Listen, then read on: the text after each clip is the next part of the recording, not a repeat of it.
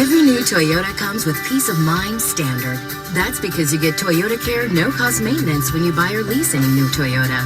Toyota Care covers normal factory scheduled service for 2 years or 25,000 miles, whichever comes first, as well as 24-hour roadside assistance and lockout protection.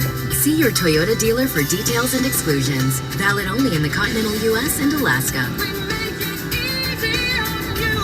Toyota, let's go places.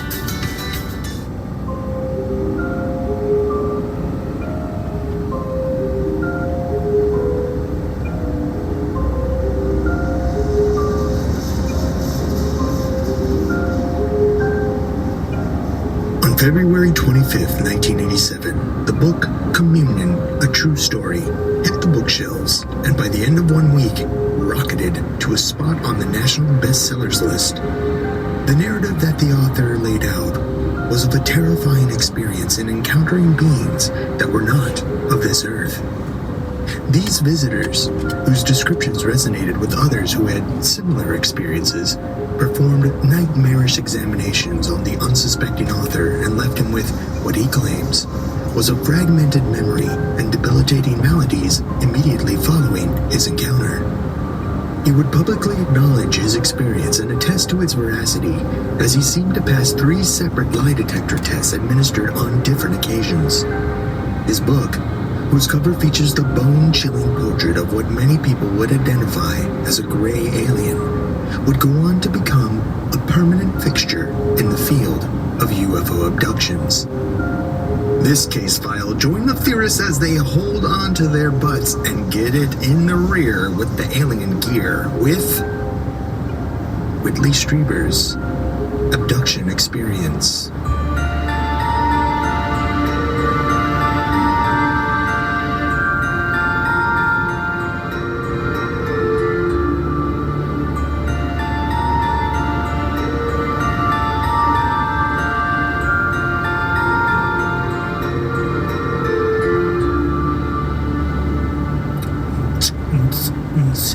Welcome to Alien Theorizing. Case file 205. Whitley Strieber's Space Erotica. I'm Braden. I'm Zell. I'm Dan. And that's Pouty Andrew. What? What's happening? Sorry? We're recording a podcast on a regular scheduled Monday night. Oh, well, I'm not watching football. Of course not. No. That jersey doesn't scream it at all. The second screen over to your left. Game's shut off. It's over. Don't read anything else. None of the comments, nothing. It's done. I know we're losing. I don't care. It is what it is. I'm a Lions fan. I'm used to it, but just don't read any of the comments. Let me be sad afterwards. Don't spoil my sadness. Okay. Now, just a quick heads up. We are going to be, trigger warning, fair warning. We're going to be talking about some alien rape at some point. Pretty much. And cock. There's going to be cock talk. So, trigger warning. And Whitley Strieber's cock specifically. So, just trigger. I'm just letting everyone... You've already said that word way too many times for one podcast. I know, I'm just triggered. I'm just letting everyone know if there's a trigger. Half the people turned it off. We're going to be talking about it. Half people already turned it off, so perfect. All right. But before we get into this, I just wanted to make sure if you're listening to this, you haven't been to our YouTube channel, search Alien Theorists Theorizing. We've got tons of YouTube videos. You basically get a couple free live streams on there. Me and Zell doing a UFO review. New UFO videos daily. Go check it out. Alien Theorists Theorizing on YouTube. Why not? Why not? You're on YouTube all the time. Anyway, down the rabbit hole. Just well, look on us. Look on us. Easy. Yeah, short up those algorithms and I can get down that rabbit hole. And all you get is UFO videos. And hopefully that's it. Yeah. Tonight we're talking about Whitley Strieber. This guy is famous abduction case or The story. man, the myth, or the legend. Book. Whatever you want to call author it. of Communion. Did you guys, anyone see that movie with Christopher Walken? No. I didn't watch it. No, I didn't. Are you sure Christopher Walken? Do you know? I'm pretty sure it's, I'm pretty sure it's David Bowie. You know what movie I did see? The What? Hunger, also written by Whitley Strieber. Pretty sure it's David Bowie. Is it David Bowie? No, that's The Hunger. I'm making a joke because Christopher Walken wears a ridiculous amount of makeup. It's ridiculous in that fucking movie. It's I hilarious. get you. But he's in I two get you. Whitley Strieber movies. No, I did not watch it, but should I put it on the list or no? That's what I did for research. I thought this is what we're supposed to do. Oh, okay. Yeah. I read some of the chapters of the book, and that's the ones Dan recommended. Books are for nerds. I wonder why. It's definitely. Yeah, you don't need to watch it. It's not the best movie. I haven't seen it in years. I remember I watched it. I considered myself somewhat of a film buff when I was like in high school, so I would watch every fucking movie imaginable, and that was one of the ones, and it always stuck with me. Not for good reasons. Not for good reasons. What reasons? Bad reasons? Bad reasons? Well, Christopher Walken's performance really stuck out to me. As a He's poor always stuck with a it. poor Watkins. Yeah, he's just. Well, he's one of my favorite actors of all time. Okay. You do. That's one of the few perfect impressions you do. I do, yeah. Well, yeah. Anyways, let's get into Case File 205, Whitley Strieber. Why are we talking about this guy? Well, Whitley Strieber is author of the seminal novel Communion, A True Story, like you mentioned. This book is probably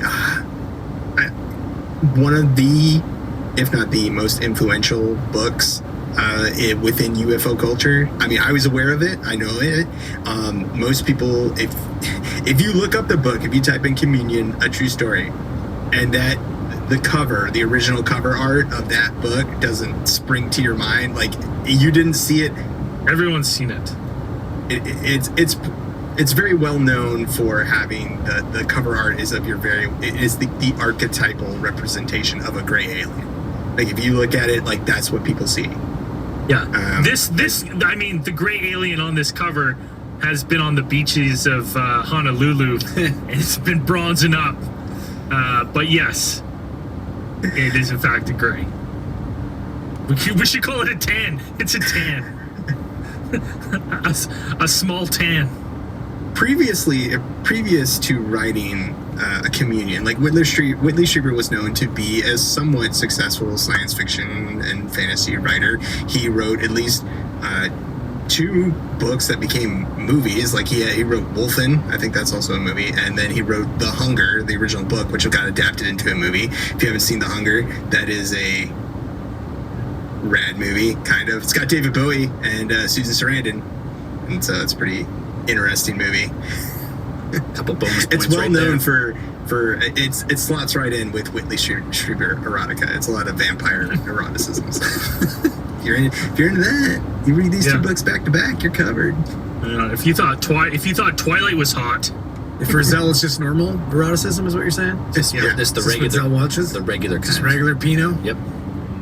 No big deal. So, Communion is the story that Whitley Strieber puts forth about his experience with an abduction.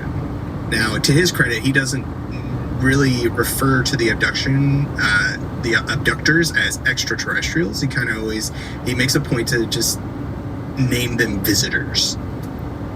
He doesn't necessarily point out that these are extraterrestrials, and I don't think in any part of the story, the original parts, does he ever really remember them saying like they're from somewhere else or they represented themselves. He always has the view that they're possibly extraterrestrials. So we can talk about his entire experience. Like he says visitors, but he also directed the person who made the cover art. This is true. And I mean, the cover art paints quite the fucking picture. I would be like, well, that looks like an alien to me. Dude, it's an exact gray alien. That must be a visitor. So on December 26, 1985, Whitley Strieber and his family, compiled of his wife and his young son, were at their vacation log cabin in a secluded corner of upstate New York. Now, we're going to go through the original account. We'll go through the original recount of the experience as Whitley Strieber remembered it when he was recording it in his journal prior to the regression hypnosis sessions that he participated in later. So prior to that, his original recounting of the story, in the middle of the night, he woke up on the night of December 26th, and he wasn't sure what time it was, but he found himself awake. He remembers some type of peculiar whooshing or a swirling noise that seemed to be coming from downstairs in the living room. He kind of settles. Washing machine. And he starts to settle back, not really knowing what the sound was and not feeling any compelling. He doesn't really feel compelled to go examine or investigate what the noise is. He kind of settles back into bed. Honestly, it's because like that's believable. Like I also would not go and investigate. I'd be like, I'm not doing it. Were you gonna hide under your covers? Yes. Yeah. Your fucking wife and your kids there. I think you forget that I have neither of those things. Yeah, but you got to put yourself in that situation. Well, he says though, like for some reason he like checked all the rooms and closets, and under the bed he had an alarm system put in. So when he heard this downstairs, he said he had like a little like a control panel beside his bed, and what shows like all the green lights, like nothing's been tricked. So he's like, right. oh, he did all that stuff before going to bed. Yeah. Like that was the nightly routine kind of. Yeah. So he's paranoid enough to get an alarm system to check everything before he goes to bed, and then he hears something downstairs, and he's like, yeah. Like, and later he would it. explain this. He would explain this reaction as something that was out of the ordinary. Since you guys already commented on it, it's like this is something that he would go on to later say that his reactions in this.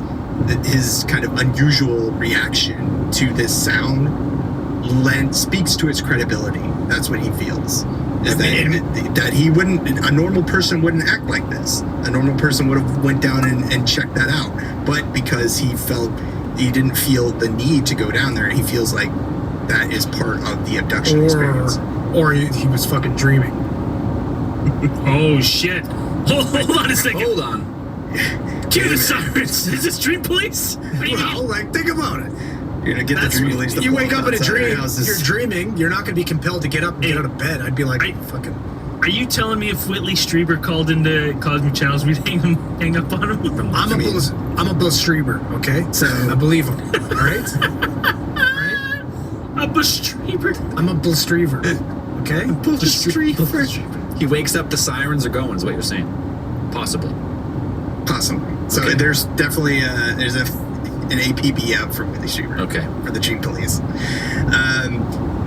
Now, at this point, when he settles back in, he notices that one of the double doors leading into his bedroom is moving closed. Now, he remembers noting this because of the way that the doors, like how they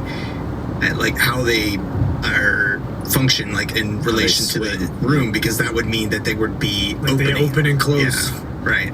Well, it's like the way that they would, if it were moving closed, then it would How they be, function. Yeah, they open, they fucking close. Well, in relation to the door, whether they open out or they open these in. these exactly. particular doors, they do open, but they also close. They close. They open and close. But no, he did say like Indubitably.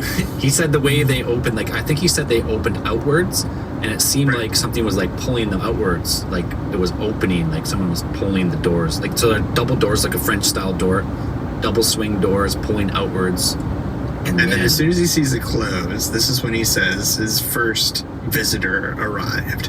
This was what he described as a small, compact figure, roughly 3.5 feet tall. Had a smooth, rounded hat on, with a sharp rim that jutted out about 4 inches on the side. like a bowler hat. That's what I thought. Like Kung Lao. I'm the Kung Lao. Kung Lao. Yeah, Kung Lao. The great Kung Lao. Oh, for a second, I thought you were going to say Lou Bega, and I'm like, this is all coming around. Could also be Lou Bega. He is the Hat Man. He said it. So he's got That is short. canon. He's short and stocky. Yeah. We sure it's not Dan? No, Dan only wears a cap, a baseball Yeah, cap. it's all around the sides. If I had a Kung Lao hat, I probably would wear it. I mean, we don't know that you don't. I wish I owned one. He puts it on immediately after recording the case file. He switches hats. So with this, he describes the face of this, what he noticed about the face, and he saw pretty much just two dark holes for eyes and just a black downturning line of the mouth, which would just become like an O. And I think he remembers describing it and saying like it's almost like a mask. Well, it's almost like a mask. Like like Scream mask. That'd be screamy. And then, so from shoulder to midriff, he said that there seemed to be some type of square plate with concentric circles etched into it. And then beneath that, there was some type of what he described as a rectangular appliance of some type. Yeah, he also he kind of referenced that, like the plate, like a breastplate. He almost said it was like an armor. He's saying armor. Like an armor. That's what we're saying, armor. Yeah, like a little breastplate. Yeah. Well, he refers to it as armor, and then in the same sentence is like coveralls, and I'm like, that's not armor. Sounds like saying armor. That's a mechanic. Oh, you know what? That is saying armor. You're right. That's saying armor. That's a good point. I never thought about that, but now that I'm thinking in my head, I'm like, that's what he was describing. And that might fit. It might just be Krillin with a hat on, because this creature moved quite fast, and he remembers it rushing into the room, moving quite quickly. And then his next conscious memory is of being in motion, moving. So he sees this thing, and it sees him, and it just comes running at him into the right. I imagine it'd be like it's just running right up on him. Wait, did the little dude's naked? No, Whitley Strieber. Oh, okay. I thought he just shedded his fucking Saiyan armor and sprinted at him naked. So moving around real quick. This is how I like to picture it. Whitley Strieber sitting there. He's wearing full pajamas. I'm talking slip-on slippers, matching PJs, full top, robe, and one of those long slumber caps. You know what I mean? Sleepy Gary. Yeah, right? And then he's like, he sees this thing come in, and he's like, well, that's interesting. And it speeds up. Next thing you know, he's just floating, and he's butt-ass naked. And all his pajamas that he was just wearing seemingly gone. And that's what he remembers. That's what his initial memory is. The next memory is of him just completely naked with no physical sensation at all. It was like he was just floating. And then after that,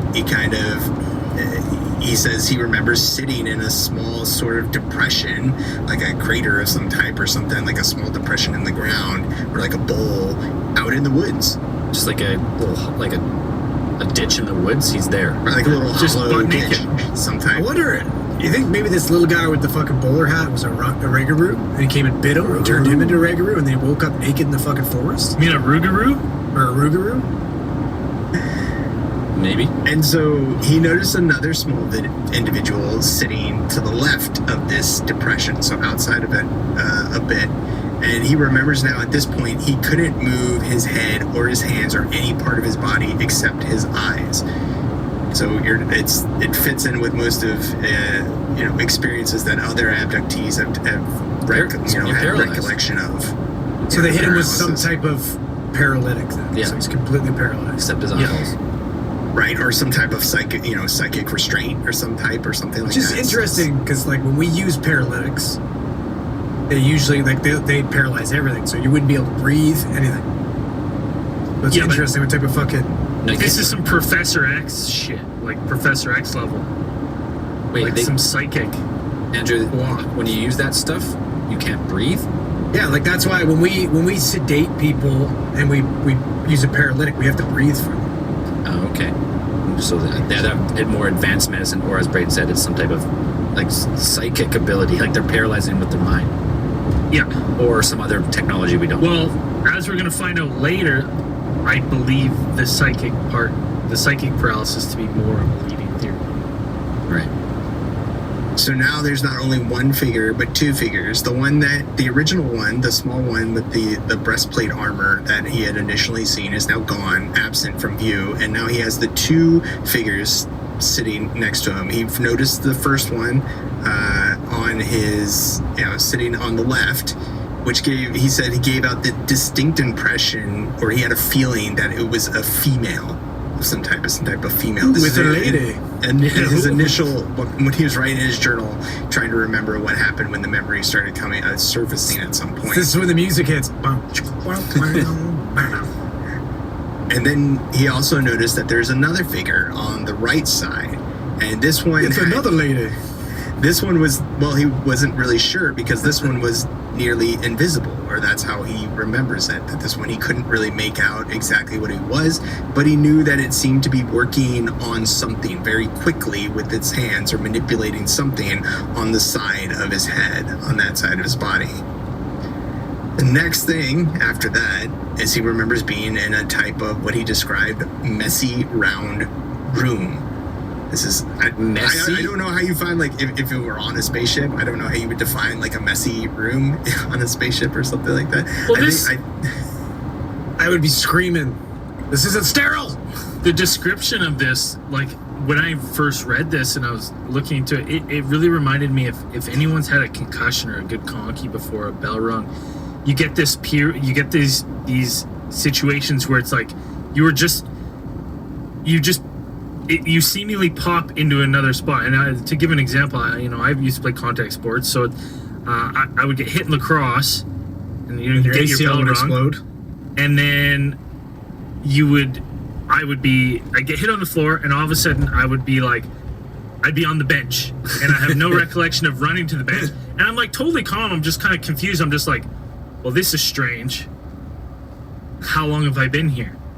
And then I'd be like, just as I'm like, this is quite interesting. Maybe a little cause for concern. Boom, I'm in the dressing room. It's like between periods, and I'm like, something is amiss here. I know it, but I don't even have really time to. I'm still confused. I'm trying to figure things out. So I'm just looking around, and I'm like, well, I definitely walked here. Like, what the hell is going on? Saying you're abducted by aliens, like while you're playing lacrosse. Yeah. So then, boom, time loss. Next thing you know, I'm in the shower. Right? And you're just kind of like, oh. And then Whitley Strieber's there. Yeah, you have a Strieber's distinct memory of some small Kung Lao looking figure with sprinting at you naked. I'm like, who are you? But just that description of his, like, how he, like, is just seemingly transported, his memory, just like, boom, boom. It reminded me a lot of that, like, concussion symptoms, like, of when you first get your bell rung. Well, yeah. Have you ever been sedated before? No. Well, I mean... That's the same type of thing. It's like the lights go out, and then when they come back on, you're somewhere else, and you're startled. You have no idea. I've been like put under with anesthesia. Yeah, like so you've been put under. Yeah. So same thing. Like when you woke up from being sedated, it's the same fucking thing where you're like, what the fuck? Well, I see the thing with the anesthesia that's different than the like concussion thing for me is like when you come out of anesthesia, I don't quite remember having conscious thought right away. It's like, you're so groggy. You're like, where am I? What's going on? Whereas like with a concussion, it was still me, and I'm just like, I remember peculiar. When last time I got put under to get my shoulder put back together, and I fucking sprung out of bed, being like, what the fuck? And I look beside me, and there's this chick that I went to high school with that just got fucking her boobs done. She's like, oh, hey. I'm like, whoa, like, what are you doing here? She's like, oh, I got my boobs done, and like pulled her fucking thing down. I'm like, okay. Hey, maybe I imagined that. I don't know. You don't even remember? Dude, no, it was surreal. Like, and I haven't seen her since. I've always wanted to be like, hey, did that happen? Did you actually get your boobs done? Yeah, so I don't know. It's bizarre. So he wakes up in a Whitley miserable Strieber would attribute this later to just like these are the memories coming in bursts, like short bursts, like when he started recovering his memories from this experience. And so when he kind of picks up details, he kind of picks out the details of the room that he has been transported to, this messy room. He does remember that it was a circular chamber of some type. It had a dome on it. And I think what led him to define it as messy or to identify as messy is that he remembers there being some type of clothing or what he believed was clothing, or it looked to him to be some type of garment was thrown on the floor. Whether it belonged to him or these visitors, he's not quite sure at this point. Now, there are more figures in this one. Now, these are tiny, smaller figures. We're now moving around him at what he said was great speed, so they're moving with some type of urgency around him, doing something. And then the next memory is of him seated on a bench, leaning against a wall, and he remembers the colors of tan and gray of this thing. And then it jumps forward a little bit further. The next memory that he has is that he's remember being shown some type of tiny gray box that had a sliding lid. And then this next memory is that he has a tiny squat person, tiny little person, crouching as if huddled over something. And he has been given the box and he slides it open, revealing an extremely shiny, hair-thin needle on a black surface. So these little aliens, little gnomes, pretty much, Little Jawas or something. Like they give him a box. They allow him to slide it open, and there is a needle inside. right. And I mean, honestly, like, listening. I don't understand the purpose of this. Like, I'm like, what would you logically do? Like, I'm trying to think in my head when I got this, where I'm like, okay, you open this and there's like a tiny needle, and you're like, is this a gift? No, you're gonna grab the closest little prick next to you and put it up to his fucking neck and be like, "Ah, Yeah. little shits, Yeah. give me my clothes." And It would probably help in your reaction, or trying to contextualize it, being that he suddenly became aware, or he was told, and what his general impression was, that this tiny needle was to be inserted directly into his brain. No thanks. Why give it to him? Well, you want him to see it. You're like, hey, He's got to put it in his own brain. we're gonna Yeah, put what's he this in gonna your do? brain. He's like, oh yeah, let me just help you here. He starts. Yeah, right here.